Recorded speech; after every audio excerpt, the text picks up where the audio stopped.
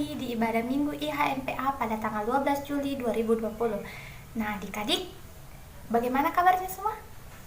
Puji Tuhan, baik semua. Nah, adik-adik, sebelum kita memulai ibadah kita, kakak undang adik-adik untuk bangkit berdiri, karena kita akan menyanyikan lagu Hari Ini Harinya Tuhan.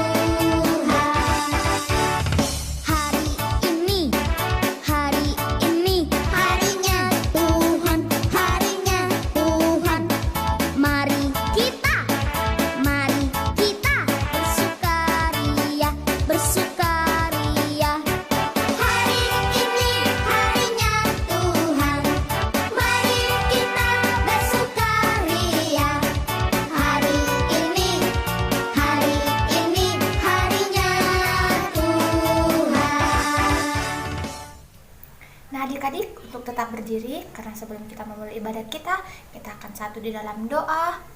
Lipat tangan, tutup mata, kita berdoa. Tuhan Yesus yang baik, terima kasih banyak atas segala penyertaan-Mu di sepanjang kehidupan kami hingga pada hari ini. Bapa, kami dapat berkumpul untuk memuji dan memuliakan nama-Mu. Walaupun lewat online, tapi Tuhan Yesus kiranya menyertai ibadah kami ini dari awal, pertengahan hingga berakhirnya ibadah kami ini. Di dalam nama Tuhan Yesus, haleluya, amin. Adik-adik dipersilakan duduk. Kita akan menyanyikan lagu Hati yang Gembira Adalah Obat.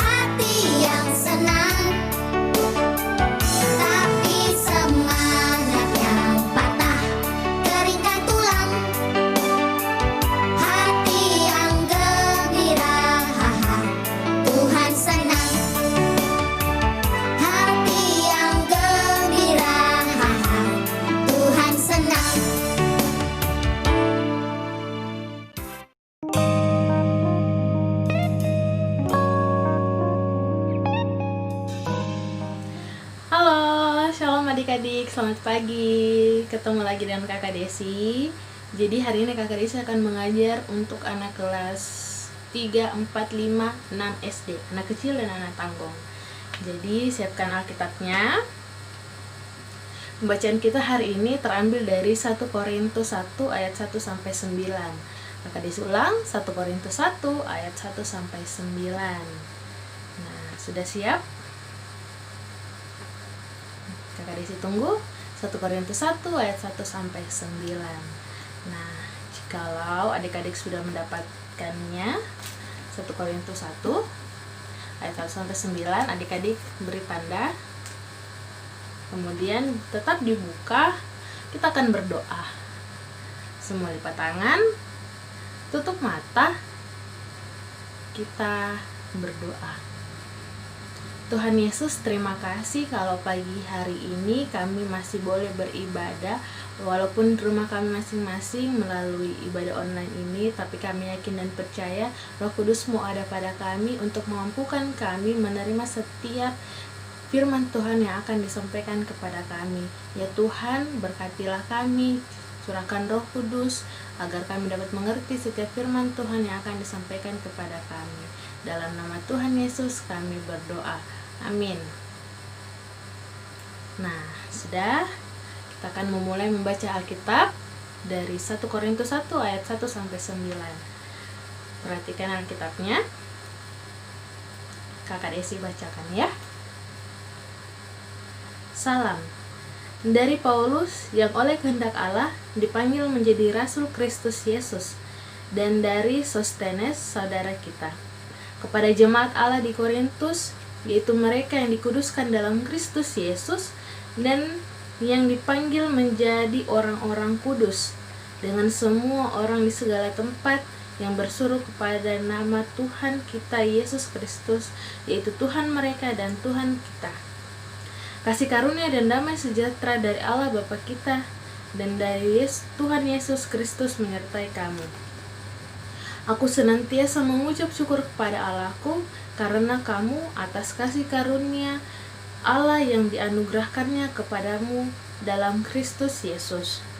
Sebab di dalam Dia kamu telah menjadi kaya dalam segala hal, dalam segala macam perkataan dan segala macam pengetahuan, sesuai dengan kesaksian tentang Kristus yang telah diteguhkan di antara kamu. Demikianlah kamu tidak kekurangan dalam suatu karunia pun, sementara kamu menantikan penyataan Tuhan kita Yesus Kristus. Ia juga akan meneguhkan kamu sampai kepada kesudahannya, sehingga kamu tidak bercacat pada hari Tuhan kita Yesus Kristus. Allah yang memanggil kamu pada persekutuan dengan anaknya Yesus Kristus Tuhan kita adalah setia. Demikian pembacaan Alkitab. Ya, adik-adik, topik pembacaan kita hari ini adalah menjadi saksi Kristus dengan sukacita. Nah, tapi sebelum itu Kakak Desi mau tahu dulu.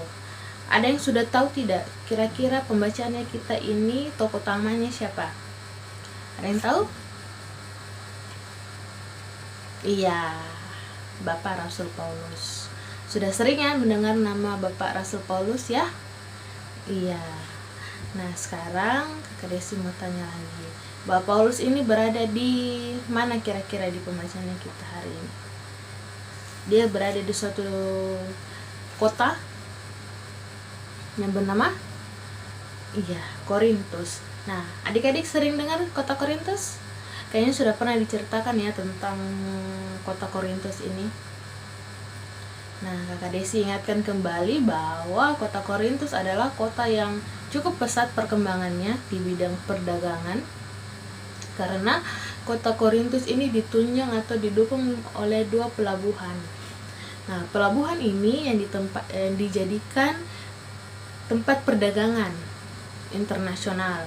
Jadi, selain jemaat di Korintus yang melakukan transaksi pembelanjaan di pelabuhan itu, ada juga beberapa orang yang datang dari daerah-daerah lain untuk belanja di situ.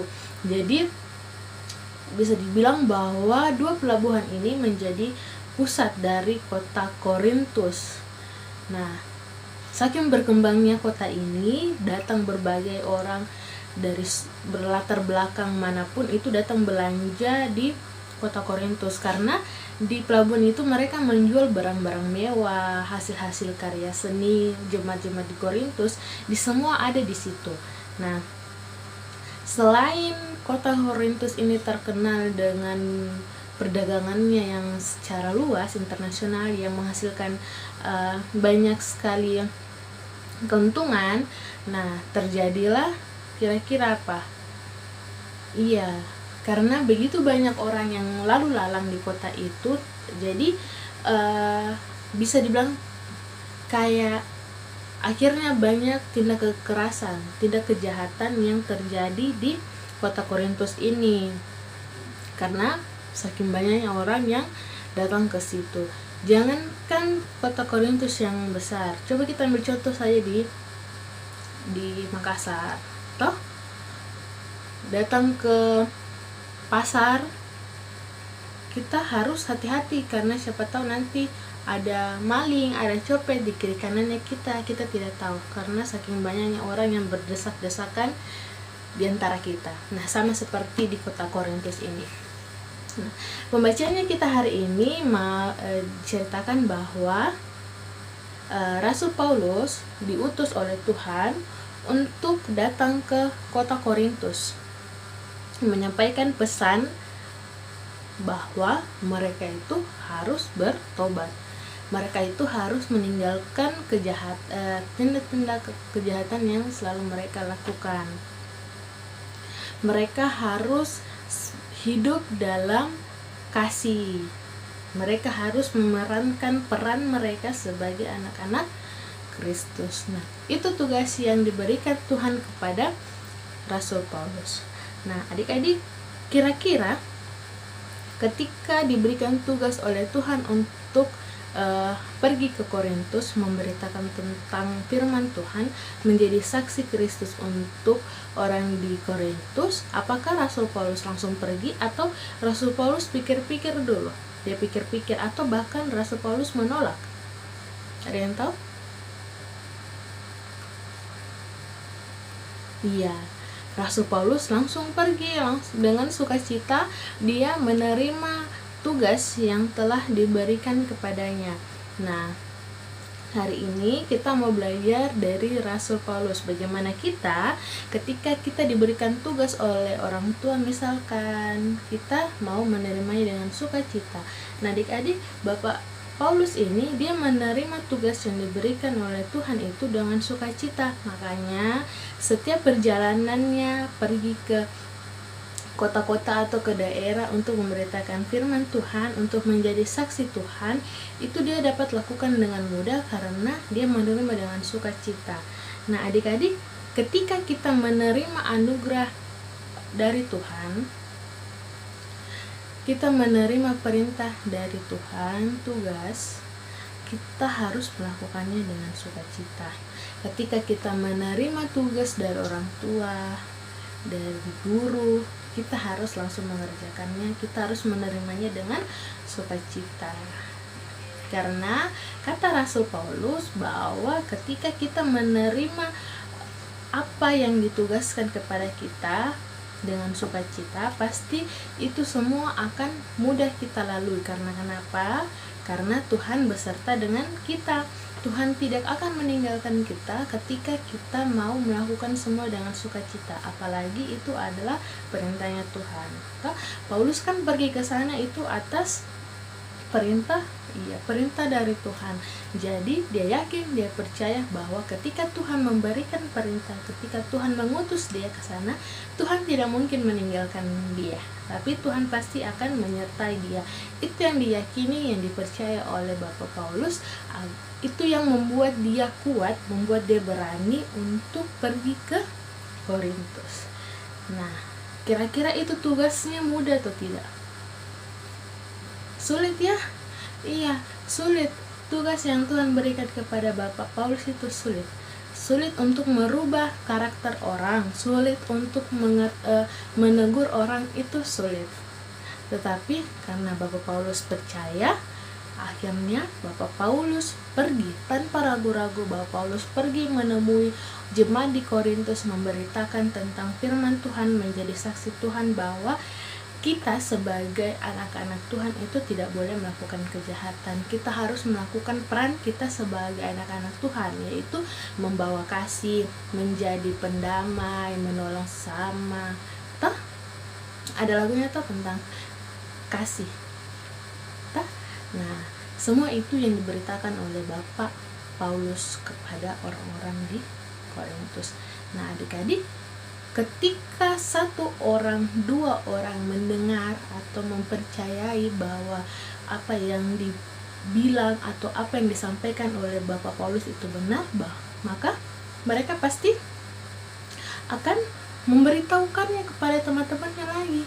Jadi satu orang dengar, satu orang sampaikan ke satu orang, satu orang sampaikan ke satu orang, jadi akhirnya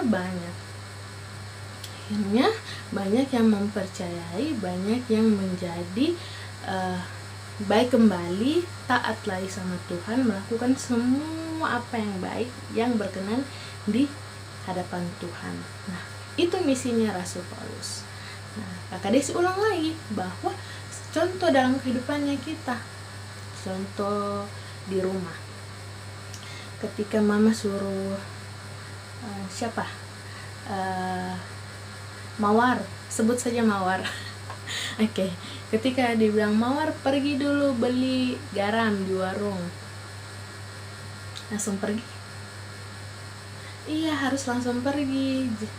Langsung, oh iya mak, sini Mi, sini uangnya, pergi. Kemudian atau ada lagi minta, Bayu tolong dulu cuci cuci motor, cuci sepeda, ya langsung dikerjakan. Jangan lagi tunggu dulu mak 5 menit, tunggu dulu mak 10 menit, tunggu dulu mak main game kak dulu. Ada yang begitu? Ada? Ya, semoga tidak ada ya. Dan kakak Desi percaya pasti anak-anak Tuhan di anak-anak PLKPA di GPIB Pamase selalu melakukan yang terbaik. Amin. Nah, jadi ceritanya kita sekian hari ini, intinya bahwa kembali ke topik, menjadi saksi Kristus dengan sukacita. Saksi maksudnya apa?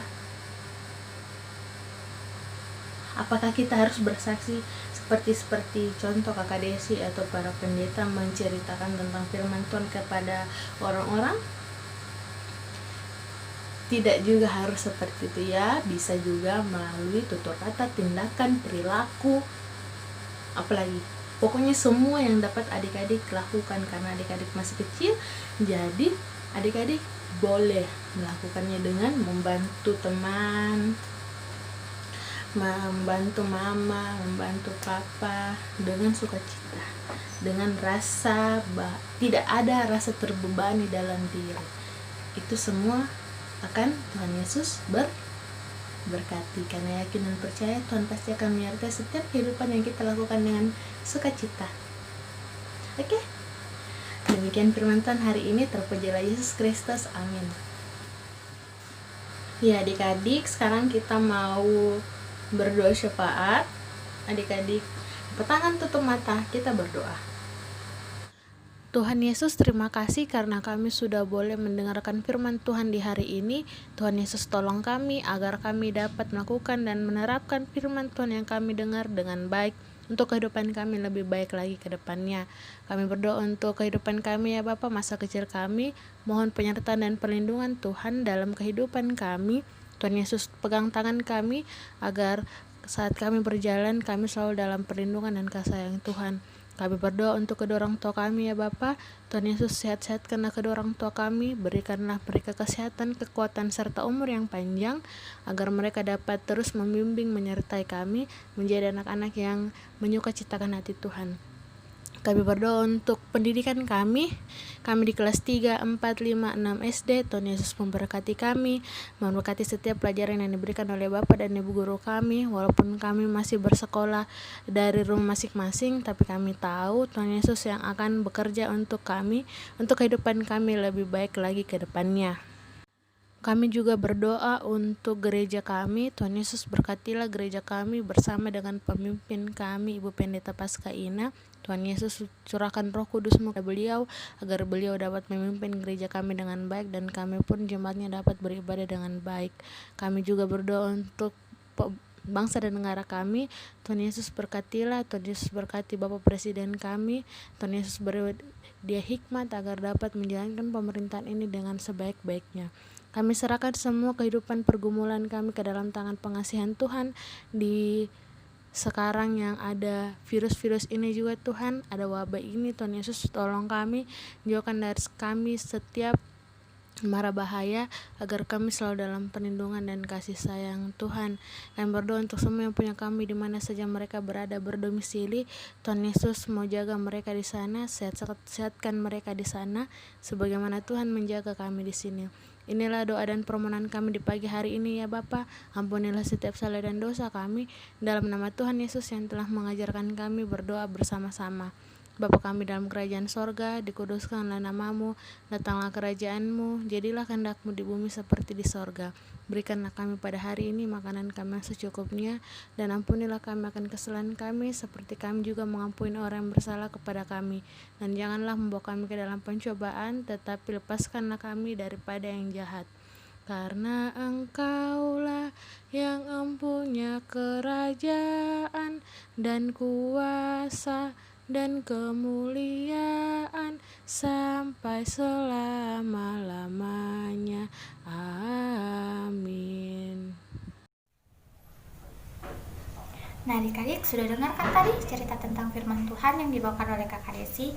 Kita harus menjadi seperti Rasul Paulus yang mau bersaksi untuk Kristus, memberitakan firman Tuhan lewat perkataan kita, perilaku kita sehari-hari.